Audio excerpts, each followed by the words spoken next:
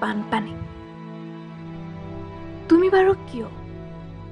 প্ৰতি বছৰে আগমন কৰা বছৰ বছৰ কিয় ঘৰ-দুৱাৰ খেতি-পথাৰ ছিন্ন বিচ্ছিন্ন কৰা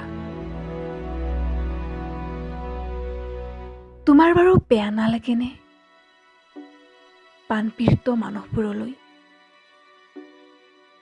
নে তোমাৰ ক্ষমতা দেখুওৱা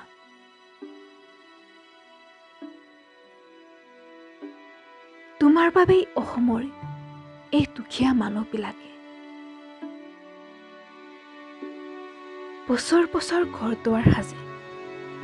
মথাউৰি বান্ধে গোটেই বছৰ কষ্ট কৰি যি ধন আৰ্জে মাথো তুমি কেইটামান দিনৰ ভিতৰতে সকলো ভাঙি তছনছ কৰা তোমাৰ বাৰু অলপো দয়া নালাগেনে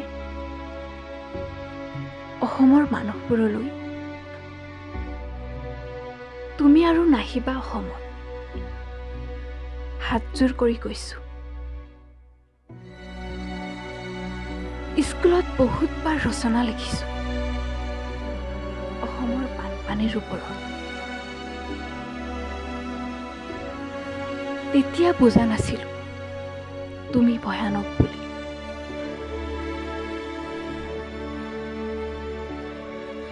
এতিয়া অনুভৱ কৰো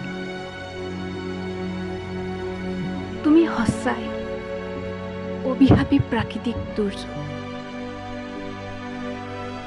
আৰু নাহিবা অসম কাকুতি মিনতি কৰি কৈছো আৰু নাহিবা অসম আৰু নাহিবা অসম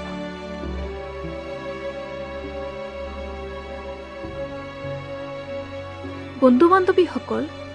আপোনালোকক যদি মোৰ কবিতাটো ভাল লাগে